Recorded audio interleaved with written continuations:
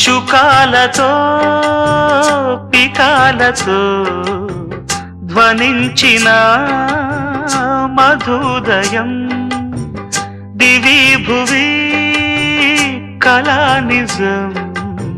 స్పృశించిన మహోదయం మరో ప్రపంచమే మరింత చేరువై నివాడి కోరిన ఉగాది వేళలో గతించిపోని గాథనేనని ఆమని పాడవే హాయిగా మూగవై పోకు ఈ వేళ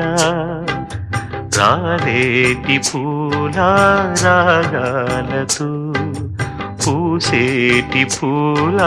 గంధాలతో